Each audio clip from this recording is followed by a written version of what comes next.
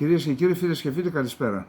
Απόψε είναι 5η, 25 Ιουλίου του 2024.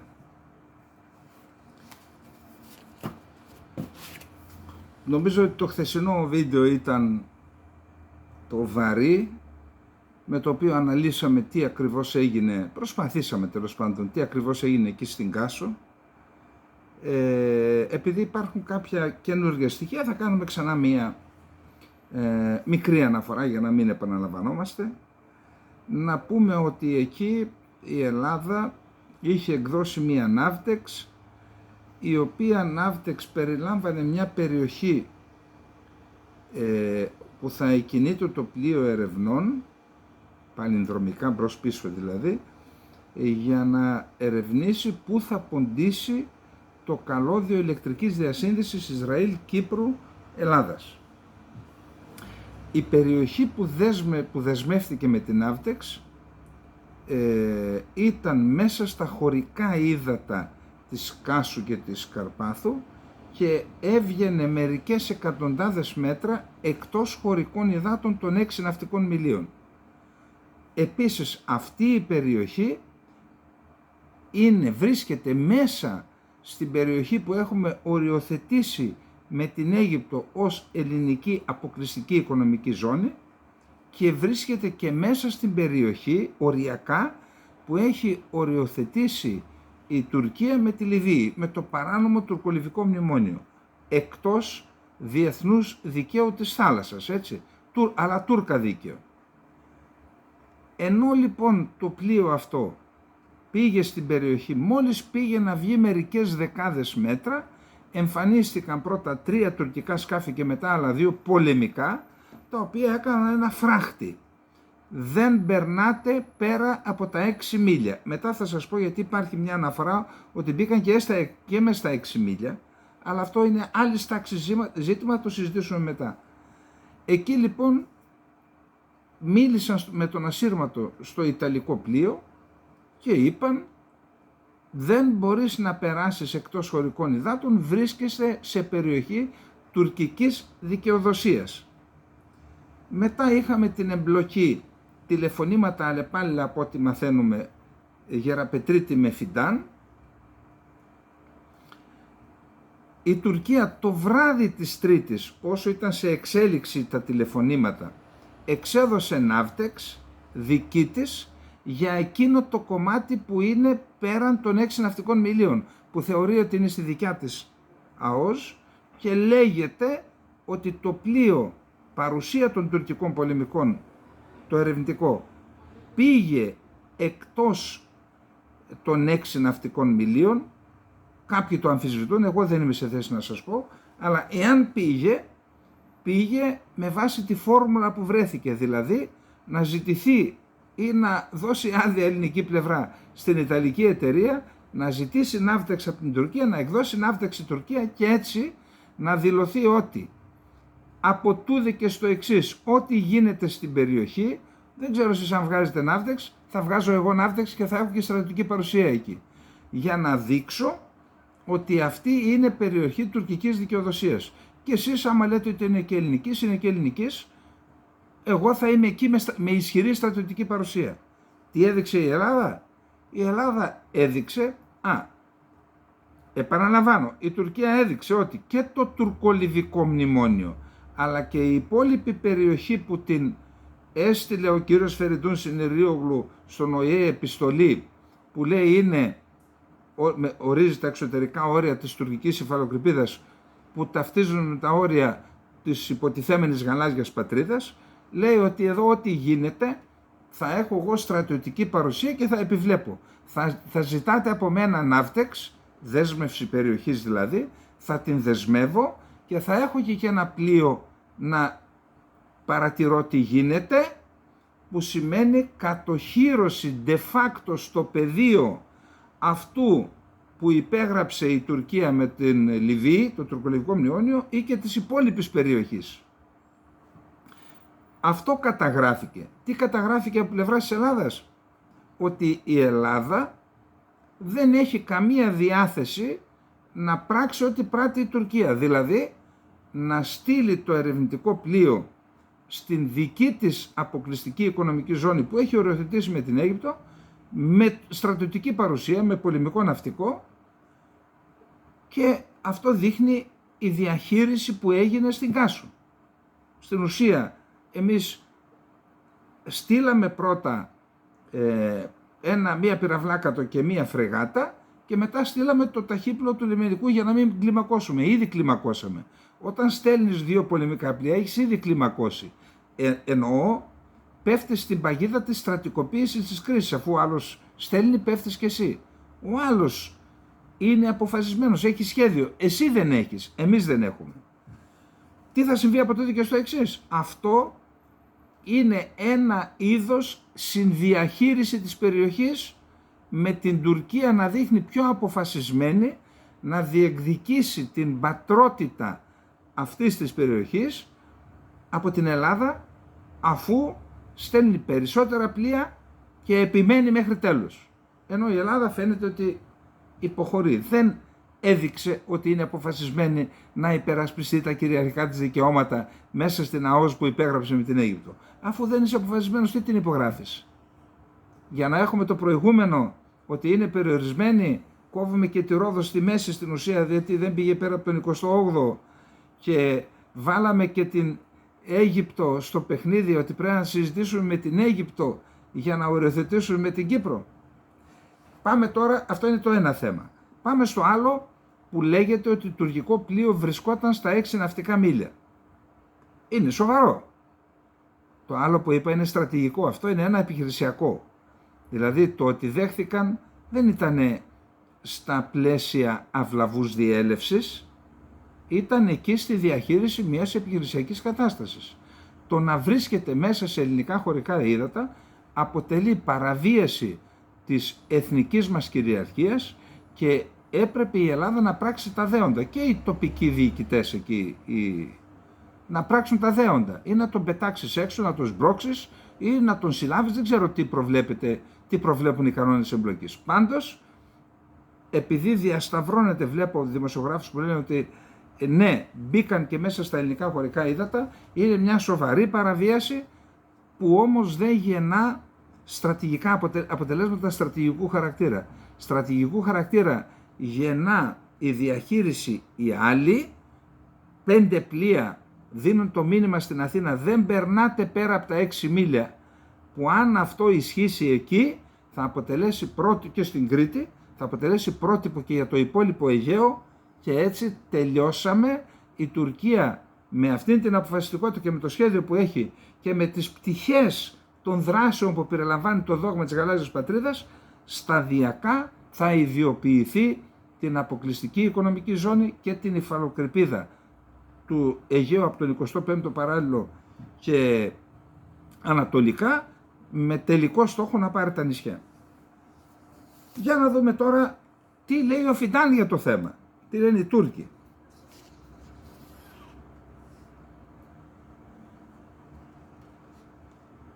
Προσέξτε. Τι λέει ο διπλωματικός συντάκτης Βασίλης Νέδος. Πρέπει να τη διαβάσουμε γιατί έχει σημασία. Έχει σημασία τι περνάει στον κόσμο. Τη σοβαρότητα της κατάστασης που εκτελήχθηκε στα νότια της Κάσου και Καρπάθου κατά το προηγούμενο 48ωρο, με τη συγκέντρωση στολής τουρκικών πολεμικών που είχε στόχο να αναδείξει την πάγια άποψη της Άγκυρας ότι 6 μίλια νότια των νησιών ξεκινάει η υφαλοκρηπίδα της Τουρκίας, αναδεικνύει η ένταση των διπλωματικών προσπαθειών προκειμένου η κρίση να εκτονωθεί. Σε όλα τα πιθανά επίπεδα έγιναν επανειλημμένες επικοινωνίες ανάμεσα στην Αθήνα και την Άγκυρα, με τους υπουργούς εξωτερικών Γιώργο Γεραπετρίτη και Χακάν Φιντάν να μιλούν στο τηλέφωνο αρκετές φορές προκειμένου να αποφευθεί η περαιτέρω κλιμάκωση. Αρκετές φορές προκειμένου να αποφευθεί η περαιτέρω κλιμάκωση. Οι Τούρκοι δεν έκαναν ούτε ένα βήμα πίσω. Πώς αποφεύθηκε η περαιτέρω κλιμάκωση? Μήπως κάναμε εμείς βήμα πίσω? Δεν μας το λέει. Υπενθυμίζεται ότι το υποιταλική σημαία πλοίο η Εβόλη Ρελούνε δέχθηκε την πρώτη διασυρμάτου ειδοποίηση ότι βρίσκεται σε τουρκική υφαλοκρηπίδα, ενώ έπλεε λίγες δεκάδες μέτρα από τα 6 ναυτικά μίλια που αποτελούν εθνική κυριαρχία, σκληρή, την Αιγαιαλίτιδα ζώνη της Κάσου και της Καρπάθου. Το Ιταλικό ερευνητικό πλοίο ολοκλήρωσε τις εργασίες του στο τμήμα των διεθνών υδάτων εντός της ελληνικής ΑΟΣ και έπλευσε στο λιμάνι του Ηρακλείου. Μας λέει δηλαδή ότι μπήκε στην ελληνική ΑΟΣ που οριοθετήσαμε με την Αίγυπτο. Λέει. Τελικά, όπως έκαναν γνωστό διπλωματικές πηγές, το ερευνητικό πλοίο ολοκλήρωσε τις εργασίες του στο τμήμα των διεθνών υδάτων εντός της ελληνικής ΑΟΣ, την οποία η τουρκική ναυτική παρουσία αμφισβήτησε στο πεδίο, τα ξημερώματα στις 3:40 και στη συνέχεια έπλευσε το πλοίο στο λιμάνι του Ηρακλείου. Κατά τις ίδιες διπλωματικές πηγές, το πλοίο διένυσε όλη την απόσταση από τα όρια των 6 ναυτικών μιλίων της Κάσου έως τα 6 ναυτικά μίλια της Καρπάθου. Δηλαδή, επειδή και το στενό Κάσου Καρπάθου είναι μεγαλύτερο από 12 μίλια, υπάρχουν εκεί διεθνή ύδατα και λέει ότι διένυσε εκείνο το στενό. Μεγάλο επίτευγμα. Και επέστρεψε καθώς απαιτείται να σαρωθεί 2 φορές η διαδρομή. Δηλαδή έκανε την πανεδρομική κίνηση. Το γεγονός ότι το Ιταλική σημαία πλοίο ολοκλήρωσε τις εργασίες του πριν από το πέρας της σχετικής ναύτεξ που εξέδωσε ο σταθμός του Ηρακλείου την 7-18 του 24, περιγράφεται από αρμόδιες πηγές ως αναμενόμενο, καθώς οι αναγραφόμενες ώρες δεν εξαρτούνται πάντα. Δηλαδή λένε όσοι αμφισβητούν, ρε παιδιά, αφού δεν τελείωσε το χρονικό περιθώριο της ναύτεξ και γύρισε πίσω, πάνω να πει ότι έκανε μισή δουλειά. Άκουσε τις προειδοποιήσεις των Τούρκων. Εδώ μας λέει δεν είναι έτσι. Σε κάθε περίπτωση είναι απολύτως σαφές ότι η αποχώρηση του πλοίου έγινε ενώ είχαν ολοκληρωθεί οι πολύωρες διπλωματικές επικοινωνίες ανάμεσα στην Αθήνα και την Άγκυρα και ενώ η τουρκική πλευρά είχε εκδώσει από βραδείς, λίγο πριν από τα μεσάνυχτα δηλαδή την Τρίτη, δική της ναύτεξ, προφανώς προκειμένου να ισχυριστεί ότι οι έρευνες του Ιταλικού πλοίου ολοκληρώθηκαν κατόπιν αδείας της Άγκυρας. Αυτή είναι η συνδιαχείριση που λέγαμε. Με τη σοβαρή κλιμάκωση να έχει πλέον αποφευχθεί. Τι αποφευκτήκε δηλαδή? Δεν είπα, οι Τούρκοι πέτυχαν το στόχο τους. Τι αποφεύθηκε με τις διπλωματικές επαφές? Σου λέει, αν κάνεις στη δικιά μου ναύτεξ με παρουσία πολεμικού πλοίου, σημαίνει ότι είναι δικό μου εδώ το οικόπεδο. Με τη σοβαρή κλιμάκωση να έχει πλέον αποφευθεί, όλοι οι αρμόδιοι παράγοντες στην Αθήνα κινούνται με βασικό στόχο να μην χαλάσει περαιτέρω η ατμόσφαιρα στα ελληνοτουρκικά. Δηλαδή έρχεται, σου λέει με 5 πλοία δεν θα βγάζεις μύτη πέρα από τα 6 μίλια και αυτό θα αλωνίζει σε 150 μίλια που είναι μέχρι την 200 πόσα είναι μέχρι την Κύπρο και εσύ δεν θα ξεμητάσουν 6 ναυτικά μίλια και λέει ότι το μείζον είναι να μην χαλάσει περαιτέρω η ατμόσφαιρα στα ελληνοτουρκικά. Δηλαδή δεν θεωρούν ότι χαλάει η ατμόσφαιρα με τα 5 πλοία και μετά όσα έκανε η Τουρκία και που επέβαλε αυτό που ήθελε. Τότε γιατί να την έχουμε την ατμόσφαιρα, να πετύχουμε τι? Όταν περνούν οι τουρκικοί σχεδιασμοί που πλήττουν στρατηγικά συμφέροντα της Ελλάδας. Να μην χαλάσει περαιτέρω η ατμόσφαιρα στα ελληνοτουρκικά εν ώψη και τη συνάντηση των ηγετών στη Νέα Υόρκη το Σεπτέμβριο. Εκεί αναμένεται να διερευνήσουν σε ποιο σημείο μπορεί να φτάσει ο διάλογος. Εγώ δεν βγάζω συμπέρασμα, αν βγάζετε εσείς, γράψτε μου και εμένα να με βοηθήσετε. Και προσέξτε τι είπε ο Έλληνας Πρωθυπουργός σε αυτή τη δεξίωση που έκαναν για τη μεταπολίτευση, πώς τη λένε. Μιλώντας με τους επιτελείς των ενόπλων δυνάμεων, ειδικά στον αρχηγό του πολεμικού ναυτικού, ο κύριος Μητσοτάκης αναφέρθηκε στην τουρκική πρόκληση για την Κάσο, λέγοντας «Μας ταλαιπώρησαν λίγο οι φίλοι μας», εννοώντας προφανώς τους Τούρκους, «αλλά τελικά όλα καλά». Τι όλα καλά δηλαδή? Μας ταλαιπώρησαν και τελικά όλα καλά. Πού έκαναν πίσω οι Τούρκοι, γιατί δεν μας λέτε? Πού πέρασαν οι ελληνικές θέσεις, γιατί δεν μας λέτε?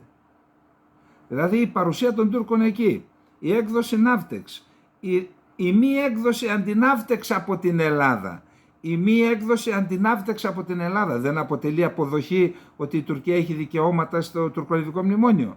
Λέω εγώ. Πάμε να δούμε τώρα τι λέει ο Φιντάν. Στο επίκεντρο των τουρκικών μέσων μαζικής ενημέρωσης βρίσκεται το περιστατικό που εκτελήθηκε τις τελευταίες ημέρες ανοιχτά της Κάσου. Η Τουρκία επιχείρησε να εκμεταλλευτεί τις έρευνες ενός Ιταλικού πλοίου προκειμένου να αμφισβητήσει τα ελληνικά κυριαρχικά δικαιώματα, ακυρώνοντας την οριοθετημένη ελληνική ΑΟΣ βάσει της Ελληνοαιγυπτιακής Συμφωνίας και να παγιώσει το τουρκολιβικό μνημόνιο. Αυτό ήταν ο στόχος και πέστε μου εσείς αν τον πέτυχε. Γιατί δεν μας λένε γιατί δεν το πέτυχε η δική μας, αφού ξεπεράστηκε, λέει, μας ταλαιπώρησαν, αλλά τελικά όλα καλά. Ποια είναι τα όλα καλά? Στο ζήτημα του τουρκολιβικού μνημονίου αναφέρθηκε ο Χακάν Φιντάν. Προσέξτε. Στο ερώτημα αν θα επανεξεταστεί το μνημόνιο κατανόησης για την οριοθέτηση των θαλασσίων περιοχών δικαιοδοσίας που υπέγραψαν η Λιβύη και η Τουρκία το 2019, ο Φιντάν δήλωσε χαρακτηριστικά ότι εμείς με τη Λιβύη, όπως ξέρετε, έχουμε διευθετήσει αυτό το ζήτημα μεταξύ μας. Αυτό ενδεχομένως να έχει προκαλέσει προβλήματα σε άλλες χώρες, εμάς εννοεί. Αλλά αυτό δεν είναι δικό μας πρόβλημα. Αυτό που έχει σημασία είναι ότι το έργο αυτό που κάνουμε γίνεται σύμφωνα με τον νόμο και με βάση την αμοιβαία συνένεση. Εμείς αυτό βλέπουμε. Και υπάρχει ένα ζήτημα. Γιατί η Ελλάδα δεν προσφεύγει σε διεθνές δικαστήριο να ακυρωθεί αυτή η διεθνή συμφωνία Τουρκίας-Λιβύης? Μπορείτε να μου βρείτε μία απάντηση σε αυτό το ερώτημα? Γιατί η Ελλάδα δεν την καταγγέλει σε ένα διεθνές δικαστήριο, αφού είναι προφανές ότι θίγονται νόμιμα κυριαρχικά μας δικαιώματα? Τα είδαμε χθες στην Κάσο και στην Κάρπαθο. Γιατί η Ελλάδα δεν καταγγέλει? Δεν έχει δικαίωμα? Ρώτησα έγκριτο διεθνολόγο, καθηγηταρά, και μου λέει έλα ντε, γιατί δεν την καταγγέλει, εννοώντας ότι αυτό κάτι υποκρύπτει. Καμία συμφωνία για συνδιαχείριση. Ο Φιντάν έκανε αναφορά πάλι στο Κυπριακό. Το Κυπριακό ζήτημα είναι ένα μακροχρόνιο ζήτημα, όπως γνωρίζετε. Εκεί από το 1960, ιδιαίτερα μεταξύ 1963-1974, διαπράχθηκαν μεγάλες θηριωδίες εναντίον της τουρκικής κοινότητας από τις συμμορίες της ΕΟΚΑ. Η ΕΟΚΑ σταμάτησε τη δράση της το 1958-59. Εκεί προσπάθησαν να εκτοπίσουν τους Τουρκοκύπριους. Ακούστε εδώ. Όλα αυτά γιατί τα λένε? Δεν γράψαμε εμείς κείμενα στα τουρκικά. Πάνε, άμα πληρώσεις στο Twitter και στο Facebook, πάνε σε εκατομμύρια Τούρκους και θα δουν την αλήθεια. Πότε διαλύθηκε η ΕΟΚΑ, τι έγινε το 1963, ποιος ήταν ο ρόλος της TMT, ποιος ήταν ο ρόλος του Ντεκτάς, της διοίκησης Ορθοδόξου πολέμου, που γέμισαν με όπλα τους Τουρκοκύπριους και τους οδήγησαν αυτοί με δικό τους σχέδιο στους θύλακες. Ποιος τους εκτόπισε τους Τουρκοκύπριους? Τι ψεύδι είναι αυτά? Αυτά τα λένε και τα ακούνε και οι ξένοι. Οι ξένοι δεν ξέρουν την αλήθεια, δεν ακούν τη δικιά μας την αλήθεια. Δεν την ακούν την αλήθεια από κανένα και σου λέει εντάξει, άστος να είναι και στα κατεχόμενα. Προσέξτε τώρα. Το 1974 πραγματοποιήθηκε η επιχείρηση, όπως τη λένε. Από τις 20 Ιουλίου του 1974 επικρατεί ειρήνη στο νησί. Εδώ χτίζει την νομιμοποιητική βάση της παραμονής του στρατευμάτου κατοχής. Επικρατεί ειρήνη στο νησί και έκτοτε δεν έχει σκοτωθεί κανείς. Αυτό είναι εξαιρετικά πολύτιμο. Δηλαδή, λόγω της παρουσίας των τουρκικών ενόπλων δυνάμεων στο νησί, πλέον επικρατεί ειρήνη στο νησί και οι δύο κοινότητες ζουν ειρηνικά. Ειρηνικά, με το κλοπή των περιουσιών μας. Καλά, είναι μανούλες να αλλάζουν τις έννοιες, έτσι. Εμείς ούτως ή άλλως έχουμε στρατιώτες στο νησί. Αυτό είναι μια αλήθεια που είναι γνωστή. Έχουμε χιλιάδες στρατιώτες εκεί. Εκεί βρίσκονται διάφορες δυνατότητές μας στρατιωτικές. Εκεί βρίσκονται και τα πλοία μας. Εμείς θα συνεχίσουμε τις ερευνητικές μας δραστηριότητες εκεί. Αυτά. Μιλάνε τα μέσα μαζικής ενημέρωσης και για το θέμα της Κάσου. Λένε στην ουσία ότι νικήσαν, ότι πέρασε το τουρκολιβικό μνημόνιο. Είναι μια σημαντική μέρα, ούτως ή άλλως η σημερινή, όσον αφορά τα εξοπλιστικά μας προγράμματα. Η Ελλάδα έστειλε την επιστολή αποδοχής των μαχητικών αεροσκαφών 5ης γενιάς F-35. Δηλαδή, με βάση αυτήν την επιστολή αρχίζει η αντίστροφη μέτρηση, εξ όσων γνωρίζω, γιατί δεν τα ξέρω τις διαδικασίες όλες, αντίστροφη μέτρηση για να αρχίσει να λειτουργεί η παραγγελία για τα 20 F-35 με πρόβλεψη όταν τα παραλάβουμε να έχουμε τη δυνατότητα να παραγγείλουμε άλλα 20, δηλαδή 2 μοίρες. Προς το παρόν για μία μοίρα μιλάμε, η αξία είναι περίπου 3,5 δισεκατομμύρια. Για να δούμε τη σχετική, προσέξτε τώρα. Αντιλαμβάνομαι, ακούω χειριστές που λένε ότι αυτό το αεροσκάφος είναι καλά. Μπορεί να υπάρχουν και κάποια προβλήματα, τα οποία προβλήματα αυτά ξεπερνούνται, είναι εκατοντάδες τα αεροσκάφη που υπάρχουν και επιχειρούν ανά τον κόσμο. Τα προβλήματα αυτά πιστεύω ότι λύνονται. Δεν είναι το πρόβλημα αυτό. Το πρόβλημα είναι ότι είναι ένα αεροσκάφος πολυδάπανο, από ό,τι μου λένε και χειριστές και της Σχολής Μηχανικών Αεροσκαφών, τα μυαλά δηλαδή, ότι είναι ένα αεροσκάφος πολυδάπανο που ακριβώς επειδή είναι αόρατο, stealth δηλαδή, έχει κάποιες αδυναμίες, ας πούμε αδυναμίες στο να μεταφέρει μεγάλο φορτίο, για να έχει και να μην προδίδει το στίγμα πιθανόν.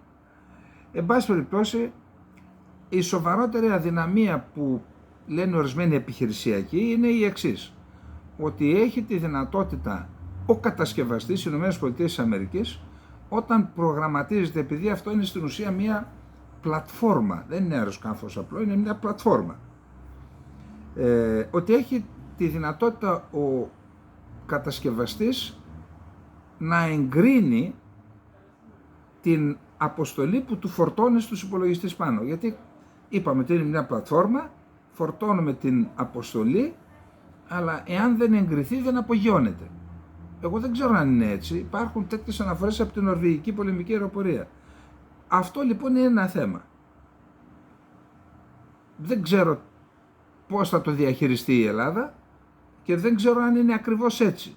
Έχω διαβάσει πάντως, επαναλαμβάνω, στο νορβηγικό τύπο ότι υπάρχει ζήτημα προέγκριση. Αν δεν εγκριθεί, δηλαδή αν πεις ότι παράχεται πίσω τις Βρυξέλλες, έχουν τη δυνατότητα να σε σταματήσουν.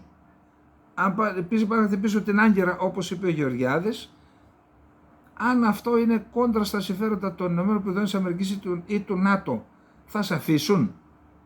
Θα μου πείτε, αυτό μπορεί να κάνουν και στα υπόλοιπα, και στα F-16 Viper. Πιθανόν. Πολύ πιθανόν. Υπάρχει τέτοια πιθανότητα. Εν πάση περιπτώσει, πάμε να δούμε ορισμένα στοιχεία. Ούτως ή άλλως δεν τα γνωρίζουμε. Αυτά είναι, αναπαράγουμε και παρουσιάζουμε με επιφύλαξη ορισμένες πληροφορίες που κινούνται στο διαδίκτυο, από επίσημα χέρια, αναφέρομαι στους Νορβηγούς, αλλά και από Έλληνες χειριστές για το θέμα, με κάθε επιφύλαξη, γιατί δεν ξέρω το θέμα, έτσι.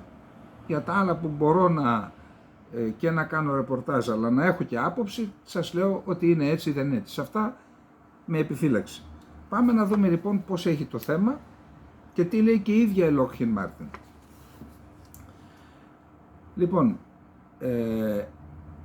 εντός των προσεχών ημερών πρόκειται να αποσταλεί από τη Γενική Διεύθυνση Αμυντικών Εξοπλισμών και Επενδύσεων η υπογεγραμμένη επιστολή αποδοχής, σηματοδοτώντας έτσι την έναρξη του προγράμματος προμήθειας F-35 για την πολεμική αεροπορία. Πρόκειται για τυπικό ζήτημα, με την επιστολή να φτάνει στα αμερικανικά χέρια εντός λίγων ημερών. Υπόψη ότι η προμήθεια των F-35 και των S-100, των μη επανδρομένων που διαλειτουργούν με τις φρεγάτες Μπελαρά, καθώς και άλλα εξοπλιστικά προγράμματα, μικρότερα ή μεγαλύτερα, κλείδωσαν προημερών στο ΚΙΣΕΑ που συνεδρίασε υπό τον Πρωθυπουργό Κυριάκο Μητσοτάκη.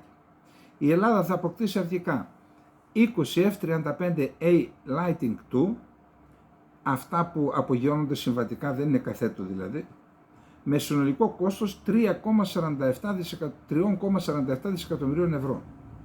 Η καταβολή των δόσεων θα είναι οπισθοβαρής, δηλαδή θα δώσουμε μια προκαταβολή, αλλά η πρώτη δόση θα καταβληθεί την ημέρα της παράδοσης του πρώτου αεροσκάφους και από εκεί θα αρχίσει η εξόφληση. Είπαμε ότι διατηρούμε το δικαίωμα να παραγγείλουμε 20 ακόμα, δηλαδή μία ακόμα μοίρα.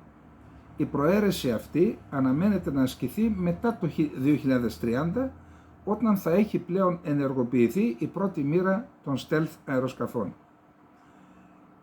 Θα φιλοξενηθεί στην Ανδραβίδα, στην 117 πτέρυγα μάχης, εκεί όπου ήδη έχουν αρχίσει από το 2023 η κατασκευή περίφραξης του και περιμετρικού φωτισμού της 117 πτέρυγας μάχης προϋπολογισμού 2,1 εκατομμυρίων ευρώ, και τις 21 Μαρτίου του τρέχοντος έτους υπογράφηκε σύμβαση αξίας 1,5 εκατομμύριο ευρώ για το έργο εγκατάσταση συστήματος ALS στην 117 πτέρυγα μάχης. Τι σημαίνει αυτό? Ότι η πτέρυγα μάχης στην Ανδραβίδα θα εξυγχρονιστεί πάντα σε συνεργασία με τις αρμόδιες αρχές των Ηνωμένων Πολιτειών της Αμερικής, για να είναι σύμφωνοι με τα στάνταρ που θέτουν για την ασφαλή λειτουργία της βάσης για τα συγκεκριμένα αεροσκάφη.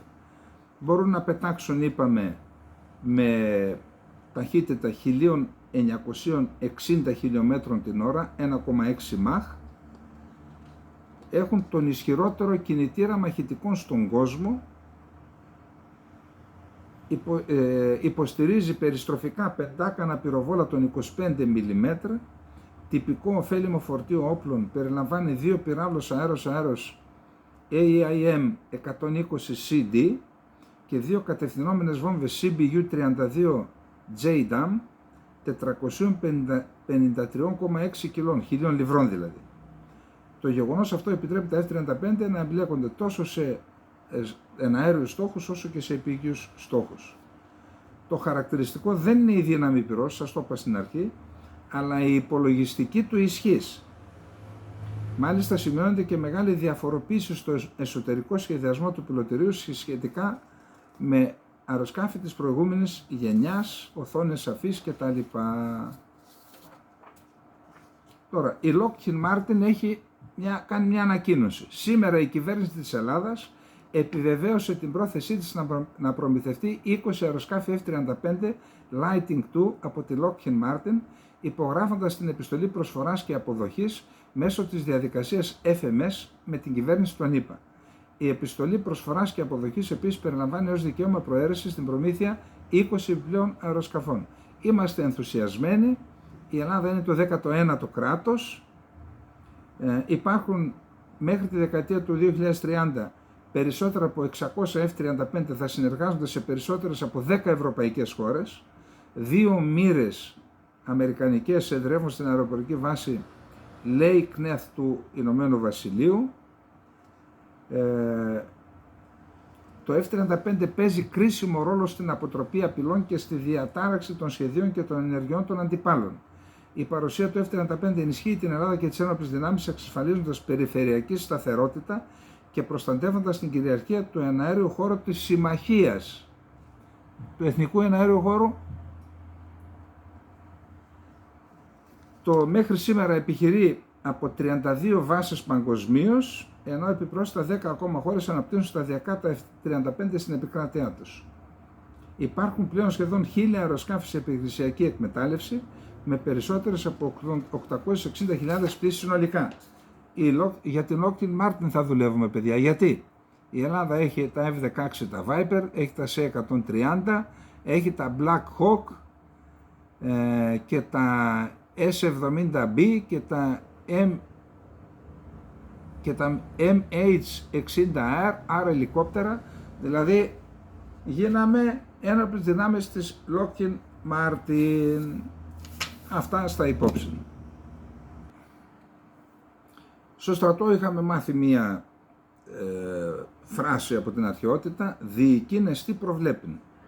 Δηλαδή δεν γίνεται αλλιώς.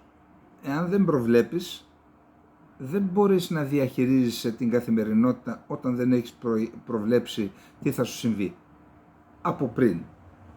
Αυτό λέγεται και στρατηγική πρόβλεψη. Από στρατηγική πρόβλεψη, ενώ όλοι μιλούν και τα βλέπαμε και εμείς τώρα, οι απλοί άνθρωποι δεν έκαναν τίποτα για να αποφύγουν αυτό που βιώνουν τώρα τα νησιά, κυρίως τα νησιά, με βασικό πόρο εσόδων τον τουρισμό, και τώρα βλέπω ότι ο κύριος Κυλακάκης τώρα κάνει ένα σχέδιο για να αντιμετωπιστεί. Έχουμε προβλήματα στα νησιά ήδη με τη λειψιδρία και την ανοβρία. Όταν συμβαίνουν αυτά, ενώ έπρεπε να το γνωρίζουμε εδώ και μια 20 ετία ότι μπορεί να συμβεί, έπρεπε να υπάρχουν ήδη έτοιμα μέτρα για να μην βιώνεται αυτό που βιώνουν τώρα η Νάξος, η Μύκονος, η Κύθνος, η Σέριφος, η Λέσβος, η Λίμνος, η Χίος, η Σάμος και άλλα. Καλά, εκεί στη Χίο υπάρχει ένα φράγμα το οποίο λέει επειδή ο ΔΔΕ, μου έλεγε ο βουλευτής του νησιού, ο Σταύρος, γεια σου Σταύρο,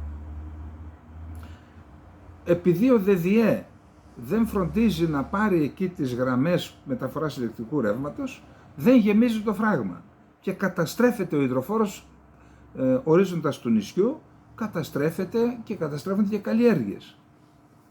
Και πόσες ακόμα δυσλειτουργίες αυτού του κράτους. Εν πάση περιπτώσει, λύση πακέτο για τη λειψιδρία, περίπου κατόπιν εορτής, την ενέργεια και το πρασίνισμα των νησιών δρομολογεί το Υπουργείο Περιβάλλοντος και Ενέργειας, έχοντας διασφαλίσει ένα κονδύλι 200 εκατομμύριων ευρώ από το Ταμείο Απανθρακοποίησης. Ο σχεδιασμός έχει ως κεντρικό άξονα την αντιμετώπιση της λειψιδρίας που αντιμετωπίζουν τα νησιά, καθώς τα υφιστάμενα φράγματα στεγνώνουν λόγω ανομβρίας και η αφαλάτωση, όπου υπάρχει, αδυνατεί να καλύψει τις συνεχώς αυξανόμενες ανάγκες για ίδρυυση και άρδευση. Το σχέδιο, όπως το περιέγραψε ο Σκυλακάκης στην Καθημερινή, περιλαμβάνει την κατασκευή υβριδικών έργων εν μέρει ίδρυυσης και εν μέρει ενεργειακών. Υπάρχει αναφέρει πώς θα λειτουργεί, δεν μας αφορά, ότι θα συγκεντρώνεται νερό, το οποίο θα κατεβαίνει, κατεβαίνοντας θα παράγει ενέργεια, με την ενέργεια θα λειτουργεί η αφαλάτωση που θα στέλνει πάνω νερό, θα υπάρχει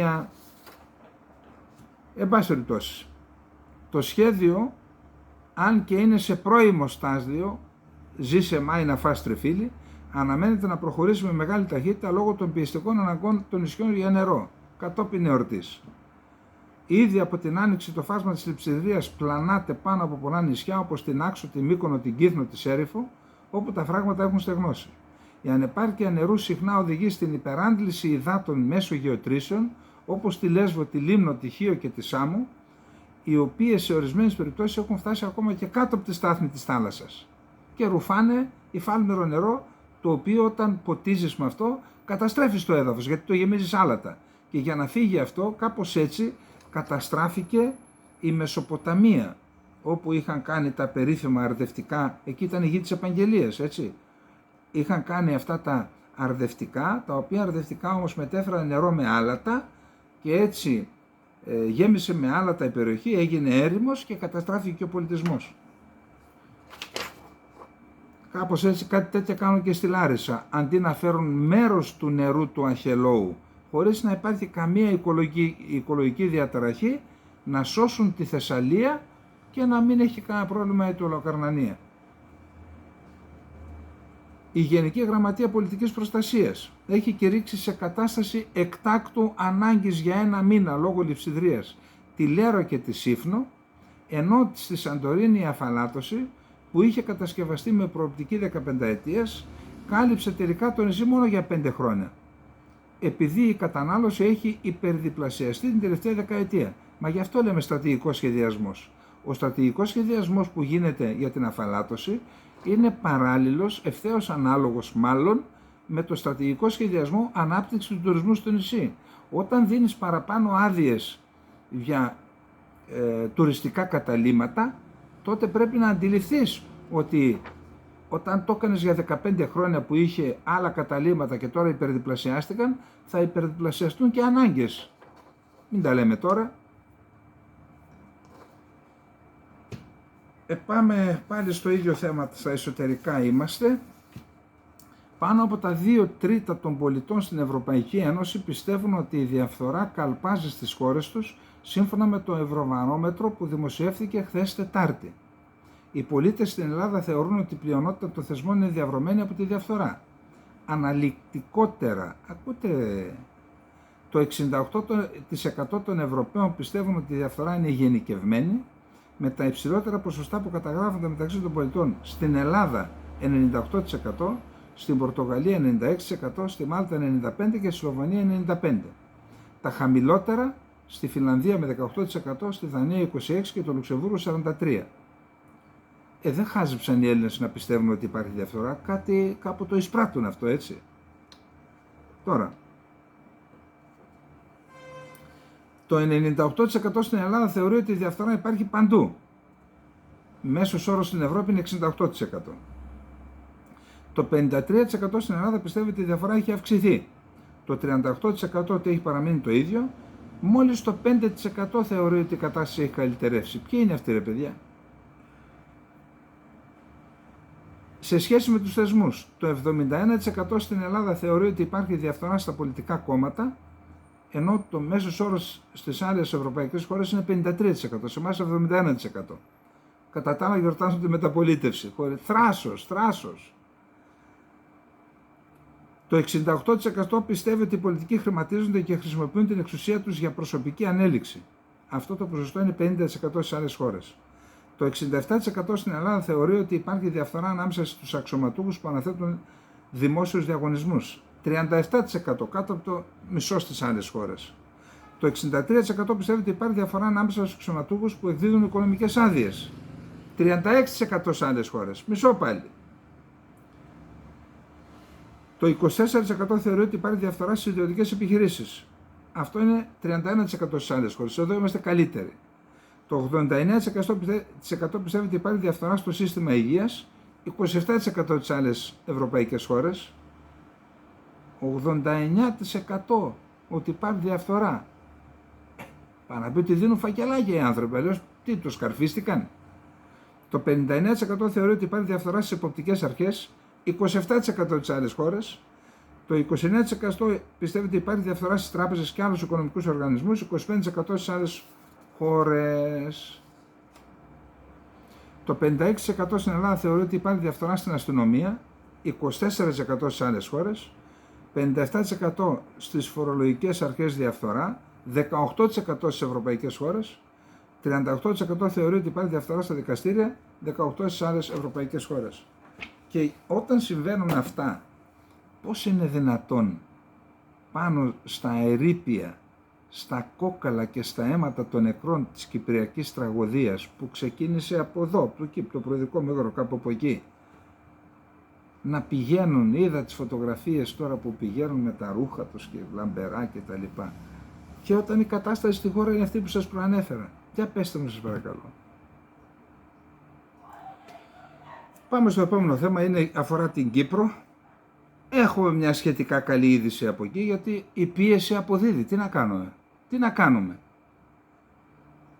Καταρχάς υπάρχουν αρκετά δημοσιεύματα στην Κύπρο, λίγα στην Ελλάδα. Υπάρχει η δική μας συμφωνία από εδώ που καταδεικνύει τον παραλογισμό της τελετής που γίνεται στο Προεδρικό Μέγαρο. Εκτιμώ ότι εξ αυτού του λόγου ή εξ αυτών των λόγων η κυρία Σακεραλοπούρου αναγκάστηκε να κάνει μια απολογητική συνέντευξη στην ΕΡΤ, στον κύριο Μαγκυριάδη νομίζω, όπου για το θέμα της Κύπρου είπε το εξής. Η πρόεδρος της Ελλάδας, Κατερίνα Σακεραλοπούλου, δήλωσε ότι η χαρά της Ελλάδας για το τέλος της Χούντας στηρίχθηκε στη συμφορά της Κύπρου με την εισβολή και τα τραγικά γεγονότα του Αττήλα τον Ιούλιο, το Αττήλα 1 τον Ιούλιο και το Αττήλα 2 τον Αύγουστο. Δηλαδή προσπαθεί να τα συμμαζέψει με βάση αυτά που λέμε. Στη συνέντευξη λοιπόν έκανε ειδική αναφορά στο Κυπριακό, τονίζοντας ότι όπως έχει αποδειχθεί αυτά τα 50 χρόνια, ο αγώνας για επανένωση της Κύπρου δεν είναι καθόλου εύκολος. Γιατί ζοριστήκατε για να απελευθερώσετε την Κύπρο? Τι καθόλου εύκολος? Όταν δεν κάνεις τίποτα, ούτε δύσκολος ούτε εύκολος, απλά δεν κάνεις τίποτα. Ωστόσο πρόσθεσε, ο αγώνας για επανένωση της Κύπρου είναι μονόδρομος για το πολιτικό σύστημα της Ελλάδας, την κυβέρνηση και όλους τους Έλληνες. Πόθεν τεκμέρεται τούτο? Να είχαμε να λέγαμε. Η πρόεδρος της Ελληνικής Δημοκρατίας τόνισε την ανάγκη για δίκαιη και βιώσιμη λύση του Κυπριακού στη βάση των αποφάσεων του Συμβουλίου Ασφαλείας των ΗΠΑ και του Ευρωπαϊκού Κεκτημένου. Η Κύπρος, σημείωσε, είναι μέλος της Ευρωπαϊκής Ένωσης και δεν νοείται μία χώρα μέλος της Ένωσης να είναι διχοτομημένη. Το ζήτημα της Κύπρου και η δημοσιονομική κρίση είναι οι μεγαλύτερες αποτυχίες της περίοδου της μεταπολίτευσης και όχι η διαφθορά. Όσο το Κυπριακό είναι ανοιχτό, ο ελληνισμός δεν θα μπορεί να αισθάνεται ποτέ ήρεμος. Πώς μπορούν και κάνουν τέτοιες δηλώσεις, μπορείτε να μου πείτε? Ήρεμος. Τι, είναι θέμα ηρεμίας δηλαδή? Τέλος πάντων, το ΡΙΚ, προσέξτε, έχουμε κάτι ακούμε, ότι αυτό που ετοιμάζουν στην Κύπρο είναι χειρότερο από το σχέδιο Ανάν. Α δούμε αν θα το πετύχουν. Το ΡΙΚ ρώτησε εδώ διπλωματικές πηγές. Το Κυπριακό Πρακτορείο Ειδήσεων, το ΚΙΠΕ, τις προσπάθειες του Γενικού Γραμματέα του ΟΗΕ Αντώνιο Γκουτέρες και της προσωπικής του απεσταλμένης Μαρία Άγχελα Ολγκίν Κουεγιάρ για την επανένωση της Κύπρου, πάει σύννεφο, στηρίζει η Ελλάδα, όπως αναφέρουν διπλωματικές πηγές από την Αθήνα στο Κυπριακό Πρακτορείο Ειδήσεων. Σε αναφορά για το Κυπριακό, ελληνικές διπλωματικές πηγές είπαν ότι η διαιώνιση του σημερινού status quo της κατοχής του 1/3 του νησιού και η δημιουργία δύο κρατών δεν αποτελούν λύσεις. Παραμένουμε προσιλωμένοι στη λύση του κυπριακού προβλήματος στο πλαίσιο των αποφάσεων της Συμβουλίας Ασφαλείας του ΟΗΕ που προβλέπουν λύση της Ζωνικής Δικαιωματικής Ομοσπονδίας. Στο πλαίσιο αυτό, στηρίζουμε τις προσπάθειες του Γενικού Γραμματέα του ΟΗΕ και της προσωπικής του απεσταλμένης για επανένωση του νησιού.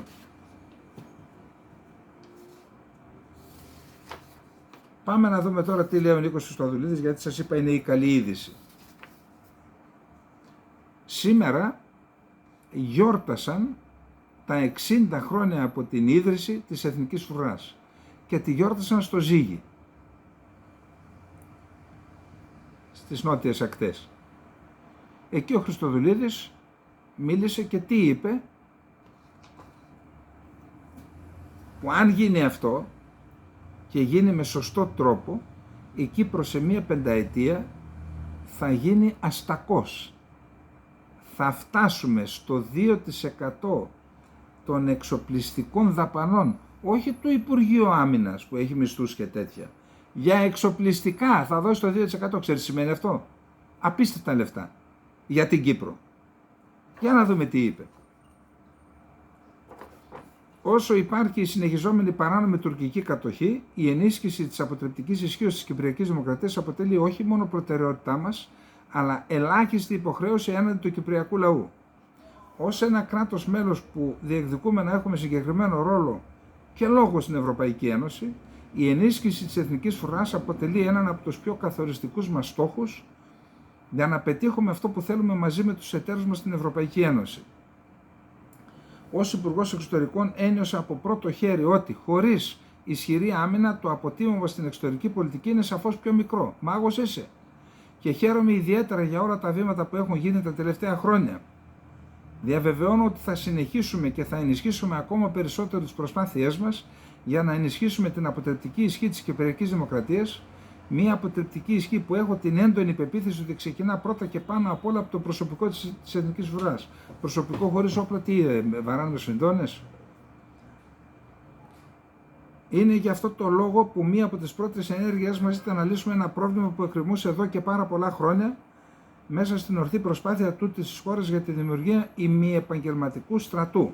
Τέλος πάντων, αφήστε το αυτό. Σημειώνοντας την ευρωπαϊκή διάσταση, είναι σημαντικό θέμα αυτό, ήταν και η δική μας επιμονή μαζί με κάποια άλλα κράτη-μέλη που οδήγησε την πρόεδρο της Επιτροπής, την Ούρσουλα, να ανακοινώσει για πρώτη φορά και να προχωρήσει το αμέσως επόμενο διάστημα και στον διορισμό επιτρόπου για θέματα άμυνας της Ευρωπαϊκής Ένωσης. Και αν πραγματικά η μεγάλη ευρωπαϊκή οικογένεια μας θέλει, η οικογένειά μας θέλει να ενισχύσει το διεθνές αποτύπωμά της, θέλει να έχει λόγο και ρόλο στα διεθνή δρόμενα, θα πρέπει να ενισχύσει τις αμυντικές της δαπάνες. Είπε ότι τα περισσότερα κράτη-μέλη της Ευρωπαϊκής Ένωσης είναι και μέλη του ΝΑΤΟ, αλλά την ίδια στιγμή αν θέλουμε η Ευρωπαϊκή Ένωση ως Ευρωπαϊκή Ένωση να ατενίσουμε το μέλλον με αισιοδοξία, να διεκδικήσουμε το ρόλο που όλοι λέμε για μια γεωπολιτική Ευρώπη, οφείλουμε συλλογικά να εργαστούμε για να ενισχύσουμε την άμυνα της Ευρωπαϊκής Ένωσης. Με αρκετά κράτη-μέλη της Ευρωπαϊκής Ένωσης όπως τη Γαλλία, με την οποία έχουμε την ίδια προσέγγιση σε σχέση με αυτήν την ανάγκη της Ευρωπαϊκής Ένωσης, αλλά την ίδια στιγμή εργαζόμαστε για να ενισχύσουμε τις σχέσεις μας με τις ΗΠΑ. Έχουμε σχέσεις δηλαδή στρατιωτικό και αμυντικό με τη Γαλλία και με άλλα κράτη και τώρα και με τη ΣΥΠΑ. Τα θέματα της άμυνας και της ασφάλειάς μας έφεραν πιο κοντά, όπως και οι προκλήσεις της περιοχής. αυτές οι προκλήσεις που η Κυπριακή Δημοκρατία με το ρόλο της, ένας ρόλος που αγγίζει και το ρόλο το δικό σας της Εθνικής Φρουράς, αποδεικνύει στην πράξη ότι είναι μέρος της λύσης και όχι μέρος του προβλήματος. Το 1964, όταν συστάθηκε η Εθνική Φρουρά, ο ρόλος της ήταν περιορισμένος αποκλειστικά στα θέματα άμυνας. Σήμερα ο ρόλος είναι πολύπλευρος, γιατί δεν περιορίζεται στην άμυνα, πάει στην τρομοκρατία, στη μετανάστευση, στη μεγάλη προσπάθεια να δημιουργηθούν συνθήκες ασφάλειας και σταθερότητα στην ευρύτερη περιοχή. Ο στόχος μας είναι να φτάσουμε το 2% στις δαπάνες σε σχέση με τα εξοπλιστικά προγράμματα της Εθνικής Φρουράς, όχι τον προϋπολογισμό του Υπουργείου Άμυνας, μόνο για τα εξοπλιστικά. Και είπε ότι ένιωθα υπερήφανος ως πρόεδρος Κυπριακής Δημοκρατίας όταν επισκεπτόμενος στις γειτονικές χώρες, Ιορδανία, Ισραήλ, Αίγυπτο και Εμιράτα, μου έλεγαν οι συνομιλητές τα καλύτερα για το επίπεδο της Εθνικής μας Φρουράς και των στελεχών της Εθνικής Φρουράς. Νίκο, στις σωστές ενέργειες θα έχεις μαζί σου τον ελληνικό λαό. Προχώρα, ο χρόνος δεν λειτουργεί υπέρ μας. Προχώρα. Να πάμε στο Ισραήλ. Έχουμε βασικά δύο σημαντικά γεγονότα. Το ένα είναι η ομιλία Νετανιάχου στο Κογκρέσο και το δεύτερο είναι η ανάκτηση 5 σωρών από άτομα που είχαν σκοτωθεί την 7η Οκτωβρίου, τους πήραν νεκρούς και τους είχαν στη Χαν Γιουνίς η Χαμάς και τώρα με την επιχείρηση που έγινε εκεί, πιθανόν είχαν και πληροφορίες, τους βρήκαν και τους έφεραν πίσω. Είναι δύο σημαντικά γεγονότα. Όσον αφορά τον Νετανιάχου, ένα μεγάλο μέρος των δημοκρατικών βουλευτών δεν παρέστη, έκανε μποϊκοτάζ δηλαδή. Κάποιοι άλλοι διάβαζαν, ένας και μάλιστα Εβραίος στο θρήσκευμα, γερουσιαστής, δημοκρατικός, διάβαζε ένα βιβλίο, μάλιστα το διάβαζε έτσι μπροστά στις κάμερες μέσα στη Γερουσία, μέσα στο Κογκρέσο, που έδειχνε ότι είναι ένα βιβλίο κατά του Νετανιάχου την ώρα που μιλούσε ο Νετανιάχου. Εν πάση περιπτώσει, παρόλα αυτά, όσοι τον άκουσαν είχαν ενθουσιασμό, είχαμε δεκάδες φορές τον χειροκρότησαν και τις μισές από αυτές όρθιοι. Από τον μποϊκοτάζ ως τις κατηγορίες για γενοκτονία, ο Νετανιάχου υποδέχθηκε, το Κογκρέσο υποδέχθηκε ψυχρά τον Νετανιάχου. Η ομιλία του Ισραηλινού Πρωθυπουργού στο Κογκρέσο προσέλκυσε πλήθη διαδηλωτών, όχι μόνο μεταξύ του λαού, αλλά και μεταξύ των νομοθετών. Γράφει η Washington Post. Έπιασαν κάποιους ανθρώπους, μπήκαν κάποιοι στο Καπιτόλιο. Σύμφωνα με το δημοσίευμα, πολλά μέλη του Κογκρέσου, κυρίως δημοκρατικοί, δεν παρέστησαν στην ομιλία του Νετανιάχου για να διαμαρτυρηθούν για τον καταστροφικό πόλεμο στη Γάζα. Δεν παρέστησαν ως ένδειξη διαμαρτυρίας. Σε ένα σημείο της ομιλίας του, η βουλευτής Ρασίντα Τλαΐμπ κρατούσε μια πινακίδα που έγραφε εγκληματίας πολέμου στη μια πλευρά και ένοχη για τη γενοκτονία στην άλλη. Ήταν παρούσα και κρατούσε μια στρόγγυλη πινακιδούλα που την γύριζε έτσι. Όπως σημειώνει ο Washington Post, δεδομένης της αντίδρασης των Δημοκρατικών στη Βουλή και των δεκάδων που μποϊκόταραν την ομιλία, φαίνεται απίθανο η ομιλία του Πρωθυπουργού να αλλάξει ριζικά την πορεία της αμερικανικής πολιτικής. Ο Νετανιάχου είπε διάφορα, χειροκροτήθηκε όπως είπαμε 79 φορές, από τις οποίες τις 58 φορές τον χειροκρότησαν όρθιοι. Δηλαδή υπήρχε ένας πανηγερικός τόνος, αλλά δεν αλλάζουν πολλά. Ζήτησε να επιταχυνθεί η παράδοση των βομβών, δώστε μας τα εργαλεία που χρειαζόμαστε πιο γρήγορα και θα κερδίσουμε.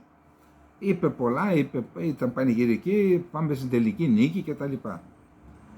Ο Πρωθυπουργός του Ισραήλ στην ομιλία του στο Κογκρέσο αποκάλυψε ότι συμμετέχοντας στις αντι-Ισραηλινές διαδηλώσεις στην Αμερική, χρήσιμους ηλίθιους που βοηθούν το Ιράν. Γι' αυτό επικρίθηκε, διότι δεν μπορεί να πας σε μια χώρα που σε φιλοξενεί και να χαρακτηρίζεις ως χρήσιμους ηλίθιους τους πολίτες αυτής της χώρας, ίσως και τους βουλευτές που σε κατηγορούν. Η πρώην πρόεδρος της Βουλής των Αντιπροσώπων, Νάνσι Πελόζη. Η παρουσίαση του Νετανιάχου στη Βουλή σήμερα ήταν μακράν η χειρότερη παρουσία οποιοδήποτε ξένου αξιωματούχου προσκλήθηκε και τιμήθηκε με το προνόμιο να μιλήσει στο Κογκρέσο των ΗΠΑ. Η Καμάλα Χάρις έχει ήδη λάβει μια επιστολή από το εβραϊκό λόμπι της ΗΠΑ για το γεγονός ότι δέχτηκε τον Ζελένσκι καλύτερα στο Κογκρέσο, τον υποδέχτηκε από ότι τον Νετανιάχου. Γιατί και η Καμάλα Χάρις, επειδή οι δημοκρατικοί δεν θέλουν τον Νετανιάχου και αυτή φαίνεται δεν τον υποδέχτηκε με χαρά. Σύμφωνα με το Axios, οι μισοί από τους δημοκρατικούς δεν παρέστησαν, έκαναν μποϊκοτάζ στην ομιλία του Νετανιάχου. Κατά την ομιλία του Νετανιάχου στο Κογκρέσο, ο Εβραίος βουλευτής Τζέρι Νάντλερ, μιλώντας, κρατούσε ένα βιβλίο που καταφέρεται εναντίον του Νετανιάχου και το διάβαζε επιδεικτικά στην κάμερα. Η ομιλία του Νετανιάχου ήταν γεμάτη ψέματα και δεν θα καταφέρει να καλύψει την αποτυχία και την ήττα της αντίστασης, είπε ο Αμπού Ζούχρη, εκπρόσωπος της Χαμάς.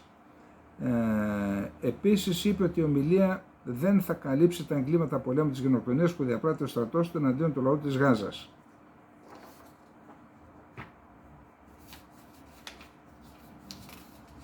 Κοντά σε συμφωνία Ισραήλ και Χαμάς υποστηρίζει ότι βρισκόμαστε αξιωματούχος της κυβέρνησης των ΗΠΑ τώρα που ο Νετανιάχου είναι εκεί. Οι έμεσες διαπραγματεύσεις με σκοπό να κλειστεί συμφωνία κατάπαυσης του πυρός ανάμεσα στο Ισραήλ και στη Χαμάς, στο πλαίσιο της οποίας θα αφαιθούν ελεύθεροι Ισραηλινοί όμηροι και σε αντάλλαγμα Παλαιστίνοι φυλακισμένοι, οδεύουν σε ολοκλήρωση, διαβεβαίωσε χθες Τετάρτη ανώτερος Αμερικανός αξιωματούχος την παραμονή της συνάντησης του Biden με τον Νετανιάχου. Προφανώς θέλουν να δημιουργήσουν και προσδοκίες και πίεση. Ο Biden θα προσπαθήσει να γεφυρώσει κάποια τελικά χάσματα που υπάρχουν για το πώς θα παροδοθούν οι όμηροι. Θεωρούμε πως βρισκόμαστε στο τελικό στάδιο και ότι μπορεί να συναυθεί συμφωνία, επέμεινε ο αξιωματούχος του Λευκού Οίκου. Θα υπάρξει πολλή δραστηριότητα την εβδομάδα που έρχεται για να οριστικοποιηθεί αυτή η συμφωνία. Είναι όχι μόνο εφικτή αλλά και απαραίτητη. Ήδη η Χαμάς έχει κάνει βήματα πίσω από τις προϋποθέσεις που έθετε και θεωρούν ότι μπορεί να γίνει. Οι 5 που απελευθερώθηκαν είναι οι σωροί που ανακτήθηκαν, τι απελευθερώθηκαν, νεκροί άνθρωποι, είναι η 56χρονη Μάγια Γκόρεν, δασκάλα νηπιαγωγείου που σκοτώθηκε στην επίθεση στο Κιμπούτς Νιρ Οζ στις 7 Οκτωβρίου. Οι άλλοι 4 όμηροι είναι 2 έφεδροι και 2 κληρωτοί στρατιώτες που και αυτοί σκοτώθηκαν τότε στην εισβολή της Χαμάς. Πήραν τις ορούς τους μέσα για να τις έχουν ως διαπραγματευτικό χάρτη. Forbes. Ένας μεγάλος πόλεμος στη Μέση Ανατολή είναι αναπόφευκτος. Η πιθανότητα ενός μεγάλου πολέμου μεταξύ Ισραήλ, Χεσμολάχ και Ιράν αυξάνεται. Μια τέτοια σύγκρουση, κρατήστε το αυτό, θα μπορούσε γρήγορα να ξεφύγει από τον έλεγχο με τη συμμετοχή των ΗΠΑ και της Ρωσίας. Θα μπορούσε ακόμα και να αναγκάσει την Κίνα να λάβει μια πιο επιθετική θέση, η οποία θα μπορούσε να οδηγήσει σε έναν μεγάλο πόλεμο και να αποτελέσει την έναρξη μιας σύγκρουσης μεταξύ ΗΠΑ και Κίνας. Αυτό λέει, να μην πω τώρα τι λένε στα χωριά μας, άστα, κλάφτα Ισραηλινά μέσα μαζικής ενημέρωσης, και αυτό κρατήστε το. Η Ιεμένη ενδέχεται να επιτεθεί στο Ισραήλ τις επόμενες ώρες ως απάντηση στην επίθεση του Ισραήλ στο λιμάνι του Χουντάιντα. Το Ρωσικό Κοινοβούλιο, η Δούμα, εγκρίνει σχέδιο δήλωσης που καταδικάζει και καταγγέλει τη θέση του Ισραηλινού Κοινοβουλίου της Κνεσέτ, με την οποία αντιτίθεται στην ίδρυση ανεξάρτητου Παλαιστινιακού κράτους. Πάμε τώρα στα αμερικάνικα. Εκεί τώρα το FBI έβαλε φωτιά στα συστήματα, δήλωσε ότι πιθανόν να μην το τραύμα στον Τραμπ να μην είναι από σφαίρα, αλλά πιθανόν να είναι από θραύσμα. Και αυτό έχουν αρχίσει τα σενάρια τώρα, η σεναριολογία να δίνει και να παίρνει. Επίσης, ήλεγξαν το ιστορικό του κινητού τηλεφώνου του και του υπολογιστή του και λέει ότι για 20χρονος έχει ελάχιστα ίχνη στο διαδίκτυο. Ελάχιστα. Πάντως έψαξε μια φορά από πόση απόσταση χτυπήθηκε ο Κένεντι όταν το σκότωσαν που σημαίνει ότι αυτό είναι μια ένδειξη. Επίσης είχε ψάξει για να κάνει κάτι και στη Μίτλετον. Όμως από την έρευνα που έχει γίνει μέχρι τώρα δεν κατάφεραν να δουν το κίνητρο, ούτε το ιδεολογικό του στίγμα, ούτε για ποιο λόγο το έκανε αυτό το παιδί. Υπάρχει ένα ερωτηματικό που σε συνδυασμό με το πιθανόν να μην χτυπήθηκε με σφαίρα αλλά από θράσμα, αυτό πιστεύω ότι θα πυροδοτήσει σεναριολογία για το θέμα. Ο Ομπάμα δεν πιστεύει ότι η Κάμαλα Χάρις θα κερδίσει, σύμφωνα με τη New York Post που είναι του Τραμπ, ρεπουμπλικανική, πιθανόν να, δεν ξέρω αν είναι έγκυρο το ρεπορτάζ, σας το λέω. Ο πρώην πρόεδρος των ΗΠΑ, Μπάρακ Ομπάμα, δεν υποστήριξε την προεδρική υποψηφιότητα της Κάμαλα Χάρις γιατί δεν πιστεύει ότι μπορεί να νικήσει τον Τραμπ.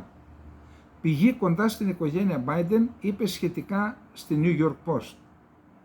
Ο Ομπάμα είναι πολύ στενοχωρημένος γιατί ξέρει ότι δεν μπορεί να κερδίσει η Καμάλα και δεν ξέρει πώς να αποφύγει τις νάρκες που βρίσκονται στο πέρασμά της, η Καμάλα Χάρις. Επιπλέον, σύμφωνα με την πηγή, ο Ομπάμα είναι σοκαρισμένος και έξαλλος που ο Biden υποστήριξε σχεδόν αμέσως την υποψηφιότητα της Καμάλα Χάρις και δεν την πρότεινε όπως περίμενε, δεν έγινε μέσα από διαδικασίες κομματικές. Πιθανόν ήθελε την γυναίκα του να είναι υποψήφια. Ο Τραμπ συμφώνησε ότι θα βγει σε τηλεμαχία στις 10 Σεπτεμβρίου με την Κάμαλα Χάρις και αν χρειαστεί θα βγω και άλλη φορά, λέει, και δεύτερη φορά. Ήθελε να το κάνει με το Fox, επέμενε η άλλη πλευρά και τελικά θα πάει στο ABC News, το οποίο είναι των Δημοκρατικών. Λέει, δεν είμαι ενθουσιασμένος με το πρόγραμμα του ABC, αλλά θα πάω. Ο διοικητής του Βρετανικού στρατού: πρέπει να είμαστε έτοιμοι για πόλεμο με το Ιράν τα επόμενα 3 χρόνια. Οι 4 χώρες, Ιράν, Ρωσία, είναι ο αρχηγός ΓΕΘΑ του Βρετανικών Όπλων Δυνάμεων. Οι 4 χώρες, Ιράν, Ρωσία, Βόρεια Κορέα και Κίνα, ως άξονας έντασης απειλούν την ασφάλεια της Αγγλίας και πρέπει να είμαστε προετοιμασμένοι για πόλεμο μαζί τους τα επόμενα 3 χρόνια. Λέει ότι ποτέ δεν είχε πέσει το επίπεδο των Βρετανικών Όπλων Δυνάμεων στο σημείο που έπεσε τώρα τα τελευταία 300 χρόνια. Και λέει πρέπει να κάνουμε πολλά, να διπλασιάσουμε τις δυνατότητές μας για να μπορέσουμε να ανταποκριθούμε στις ανάγκες. Και επισήμανε ότι υπάρχουν πληροφορίες, δεν ξέρω αν το έκανε και ανοιχτά, ότι ο Xi Jinping ζήτησε από τις Κινέζικες Ένοπλες Δυνάμεις να είναι έτοιμες το 2027 να εισβάλλουν στην Ταϊβάν. Που αν γίνει αυτό, λέει ότι θα έχουμε εμπλοκή.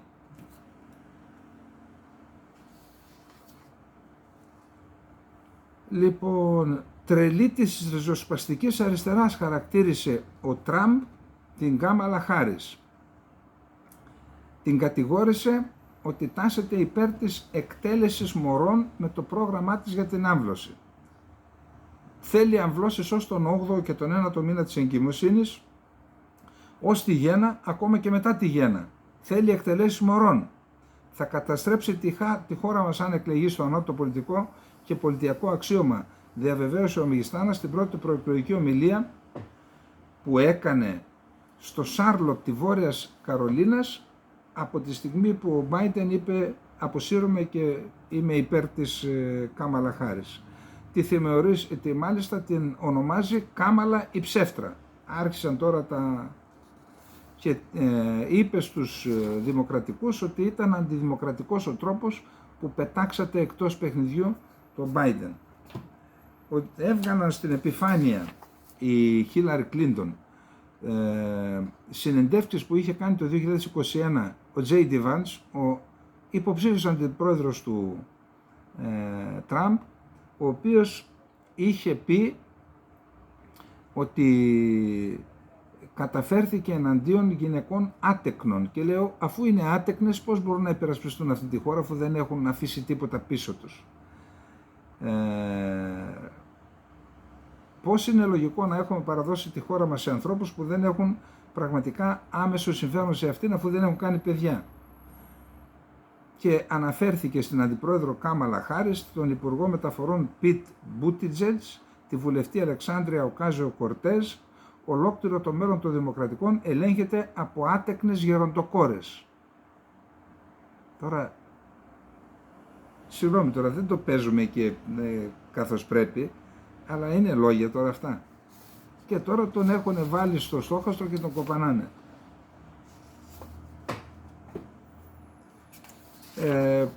Ενώ παραδοσιακά οι εταιρείες υψηλής τεχνολογίας από τη Silicon Valley στήριζαν τους δημοκρατικούς, σε αυτή τη φάση φέρονται πολλές να στηρίζουν τον Τραμπ. Και αυτό μπορεί να παίξει κάποιο ρόλο. Γελίες χαρακτήρισε χθες Τετάρτη η εκπρόσωπος του Λευκού Οίκου Καρίν Ζαν Πιέρ τις αξιώσεις να παραιτηθεί ο Τζο Μπάιντεν από πρόεδρος των ΗΠΑ. Και λέει δεν παραιτήθηκε επειδή ήταν άρρωστος, παραιτήθηκε για να δώσει τόπο στους νέους. Και αυτό είπε στην ουσία ο Μπάιντεν στο χθεσινό του διάγγελμα που έκανε. Αποσύρθηκα από τον αγώνα για να σωθεί η δημοκρατία και για να αναλάβουν νεότεροι. Οι δημοσκοπήσεις ακόμα δεν είναι αξιόπιστες, θα περιμένουμε λίγες μέρες. Πάντως υπάρχει ένα στοιχείο, λέει ότι στο vote.org έχουν γραφτεί 38.000 νέοι ψηφοφόροι τις τελευταίες 2 ημέρες μετά από έκκληση που έκαναν η Κάμαλα Χάρις και άλλοι δημοκρατικοί να εγγραφούν στους καταλόγους για να ψηφίσουν. Και λέει είναι περισσότεροι κάτω των 35 ετών. Αυτό είναι ένα δείγμα ότι τονώνεται κατά κάποιο τρόπο η δύναμη των δημοκρατικών. Πάμε τώρα στη Ρωσία. Από τις 27 Ιουλίου ως τις 30 Ιουλίου πλοία του στόλου της Βαλτικής θα επισκεφτούν το λιμάνι της Αβάνας. Το Υπουργείο Άμυνας Κούβας λέει ότι θα φτάσει το εκπαιδευτικό πλοίο Σμόλνη, η φρεγάτα περιπολίας Νιουστρασίμι και το δεξαμενόπλοιο Γέλνια. Από την πλευρά της η ρωσική πλευρά λέει ότι δεν αποτελούν απειλή δεν αποτελούν απειλή για τις ΗΠΑ η παρουσία αυτών των πλοίων. Οι ΗΠΑ, επειδή είναι η δεύτερη που γίνεται μέσα σε 1,5 μήνα, θεωρούν ότι κάνει επίδειξη δύναμης η Ρωσία. Χωρίς Ρωσία και Κίνα, οι ειρηνευτικές συνομιλίες στην Ουκρανία είναι άσκοπες, δήλωσε ο πρόεδρος της Τσεχίας Πέτρ Πάβελ. Ρωσικό μη επανδρωμένο αεροσκάφος τύπου Γεράν, είδα τη φωτογραφία του, πέρασε από τα σύνορα και έπεσε στη Ρουμανία. Αυτό είναι ένα από το σμήνος μη επανδρωμένων αεροσκαφών που κτύπησαν το ουκρανικό λιμάνι Ισμαήλ, που είναι ποτάμιο λιμάνι στο Δούναβι, στην περιφέρεια της Οδυσσού. Ξέρω ότι θα κερδίσουμε και ξέρω πώς θα κερδίσουμε. Επιστρέψτε την Κριμαία ρεαλιστικά. Θα κάνουμε τα πάντα για να επιστρέψουμε στα σύνορα το 1991, δήλωσε ο αρχηγός του Γενικού Επιτελείου της Ουκρανίας, ο Σίρσκι. Ο οίκος αξιολόγησης Fitch υποβάθμισε την αξιολόγηση της Ουκρανίας σε C από CC που ήταν η προηγούμενη αξιολόγηση. Και αυτό σχετίζεται με τη ρύθμιση χρέους που έκανε, την αναδιάρθρωση χρέους που έκανε, που σηματοδοτεί την αρχή μιας διαδικασίας παρόμοιας με μια χρεοκοπία. Η ρωσική αεροπορική άμυνα κατέριψε 18 ουκρανικά μη επανδρωμένα αεροσκάφη πάνω από το Κούρσκ σε 1 ώρα και 30 λεπτά, ανακοίνωσε το Υπουργείο Άμυνας της Ρωσίας. Δεν θα κάνουμε τίποτα που θα οδηγήσει σε πόλεμο μεταξύ Ρωσίας και ΝΑΤΟ. Δεν στέλνω στρατιώτες στην Ουκρανία, δεν θα καταρρύψω ρωσικά αεροπλάνα και πυράβλους προς Γερμανούς πιλότους και γερμανικά μαχητικά. Και δεν θα επιτρέψουμε τα όπλα μας να διεισδύσουν στην τεράστια επικράτεια της Ρωσίας, γιατί εγκυμονούν ακριβώς αυτούς τους κινδύνους. Ένας πόλεμος μεταξύ ΝΑΤΟ και Ρωσίας. Είπε ο Όλαφ Σόλτς, καγκελάριος, που είπε ότι θα είναι στις επόμενες εκλογές, θα είναι και πάλι υποψήφιος. Σύμφωνα με μέσα ενημέρωσης, αμερικανικά μαχητικά αεροσκάφη αναχέτησαν 2 ρωσικά στρατηγικά βομβαρδιστικά με δυνατότητα εκτόξευσης πυρηνικών βομβών του Πόλεφ 95 και 2 κινεζικά στρατηγικά βομβαρδιστικά με ίδιες δυνατότητες, τα Xi'an H-6. Αυτά κινήθηκαν προς τις ακτές της Αλάσκα, θα δείτε παρακάτω. Είναι η πρώτη φορά που η Κίνα και η Ρωσία στέλνουν στρατηγικά βομβαρδιστικά στις ακτές των Ηνωμένων Πολιτειών της Αμερικής. Η Κινεζική Πρεσβεία στις ΗΠΑ δήλωσε ότι η μόνη διέξοδος από την κρίση στην Ουκρανία είναι η διαμόρφωση ενός συστήματος ασφάλειας στην Ευρώπη μέσω διαπραγματεύσεων. Τόνισαν επίσης ότι η Ουάσιγκτον δεν πρέπει να υπονομεύσει τις κανονικές εμπορικές σχέσεις μεταξύ Πεκίνου και Μόσχας και πρόσθεσαν ότι οι ισχυρισμοί των ΗΠΑ περί υποστήριξης της Κίνας στη ρωσική αμυντική βιομηχανία μέσω του εμπορίου είναι αβάσιμοι. Σκληρή δήλωση από το Κινεζικό Υπουργείο Άμυνας κατά του ΝΑΤΟ. Το ΝΑΤΟ τροφοδοτεί το παγκόσμιο χάος. Εποφελείται από τον πόλεμο στην Ουκρανία και πέρα από αυτόν. Το ΝΑΤΟ έφερε τις πλόγες του πολέμου στο Αφγανιστάν, το Ιράκ, τη Λιβύη και την Ουκρανία. Οι Ηνωμένες Πολιτείες και άλλες χώρες του ΝΑΤΟ τροφοδοτούν τη φωτιά στην Ουκρανία και εποφελούνται από τη στρατιωτική σύγκρουση, ανακοίνωσε το Κινεζικό Υπουργείο Άμυνας. Οι Ηνωμένες Πολιτείες Αμερικής έχουν μετατραπεί σε μια αυτοκρατορία ψεύδους λόγω της ευρείας κρίσης παραπληροφόρησης, ανακοίνωσε το Υπουργείο Άμυνας της Κίνας σχολιάζοντας το νέο δόγμα του Σώματος Πεζοναυτών των ΗΠΑ που αφορά την χειραγώγηση των πληροφοριών. Οι παραπλανητικές ενέργειες πραγματοποιούνται από τις ΗΠΑ όχι μόνο στη στρατιωτική σφαίρα.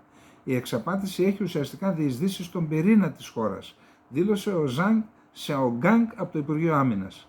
Τολμούν να επινοήσουν οποιοδήποτε ψέμα για τα δικά τους εγωιστικά συμφέροντα και έχουν γίνει από καιρό μια πραγματική αυτοκρατορία ψεμάτων.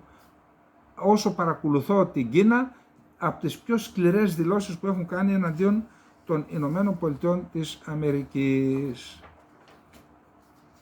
Τώρα η Ουκρανία με τη σειρά της κατέρριψε 25 από τα 38 μη επανδρομένα αεροσκάφη τύπου Γκεράν ή Σαχέτ 131-136 που εκτόξευσε η Ρωσία. Νομίζω ότι καταρχάς ο Πούτιν συναντήθηκε χθες με τον Μπασάρ Άσαντ. Η εκτίμησή μου είναι ότι συναντήθηκαν για να συζητήσουν το ζήτημα της συνάντησης με τον Ερντογάν και τις από κοινού δράσεις εναντίον των Αμερικανών που συνεργάζονται με τους Κούρδους στη Ροζάβα. Και κλείνομαι με ένα εξαιρετικά σοβαρό ζήτημα, τεράστιας σημασίας. Ο Αντιπρόεδρος της Πολωνίας δήλωσε ότι η Ουκρανία δεν θα ενταχθεί στην Ευρωπαϊκή Ένωση αν δεν επιληθεί το ζήτημα της Βολινίας. Τεράστιο θέμα, διαβάστε το, μπείτε στο διαδίκτυο, μην τρώμε χρόνο τώρα. Η Ουκρανία δεν θα γίνει αποδεκτή στην Ευρωπαϊκή Ένωση όσο η Βαρσοβία και το Κίεβο δεν επιλύσουν την ιστορική τους διαμάχη που αφορά τη σφαγή στη Βολινία που διέπραξαν οι Ουκρανοί εθνικιστές κατά το Δεύτερο Παγκόσμιο Πόλεμο, δήλωσε Τετάρτη χθες ο Αντιπρόεδρος της Πολωνίας Βαντισλάβ Κοσίνιακ Καμίζ, μεταδίδει το πρακτορείο ΕΦΕ. Σύμφωνα λοιπόν με την ανακοίνωση, με το άρθρο, ο Αντιπρόεδρος της κυβέρνησης, ο οποίος είναι και υπουργός άμυνας στην κυβέρνηση του Ντόναλντ Τούσκ, τόνισε στο κανάλι Polsat ότι δεν θα υπάρξουν ανοιχτά σύνορα και εμπορικές συναλλαγές στο σημερινό επίπεδο με την Ουκρανία εάν το ζήτημα της Βολινίας δεν λυθεί. Επιτρέψτε μου να το πω ξεκάθαρα. Η Ουκρανία δεν θα ενταχθεί στην Ευρωπαϊκή Ένωση αν δεν επιλυθεί το ζήτημα της Βολινίας. Η σφαγή στη Βολινία, όπως είναι γνωστή στην Πολωνία, αναφέρεται στην εκτέλεση περίπου 120.000 Πολωνών. Η Βολινία είναι περιοχή μέσα στην Δυτική Ουκρανία που διεκδικούν οι Πολωνοί. Η σφαγή λοιπόν αναφέρεται στην εκτέλεση περίπου 120.000 Πολωνών αμάχων μεταξύ του 1943 και του 1945 στην ιστορική περιοχή της Γαλλικίας, τώρα μέρος της Ουκρανίας, από Ουκρανούς εθνικιστές του Στέπαν Μπαντέρα, που είναι το έμβλημα της κυβέρνησης Ζελένσκι. Έχουν διαφορετικές ερμηνείες για τα γεγονότα, τέλος πάντων θέλουν ρύθμιση. Το θέμα είναι, όταν λες ρύθμιση, τι εννοείς? Μήπως να πάρεις και τα εδάφη της Βολινίας? Γιατί είπαμε ότι αν αρχίσει να ξυλώνεται το πουλόβερ με τους Ρώσους, τότε μπορεί να δούμε να χάνει εδάφη η Ουκρανία και προς τη Ρουμανία και προς την Ουγγαρία και προς την Πολωνία, ίσως και προς την Λιθουανία. Λοιπόν, αυτά είχαμε να πούμε για απόψε. Να είστε όλες και όλοι καλά. Εύχομαι καλό τριήμερο. Όσοι φεύγετε για διακοπές, να περάσετε καλά. Ήδη έχει πέσει η θερμοκρασία. Έπεσαν και κάποιες βροχούλες στη Μακεδονία και τη Θράκη. Λοιπόν, εύχομαι να πάνε όλα καλά.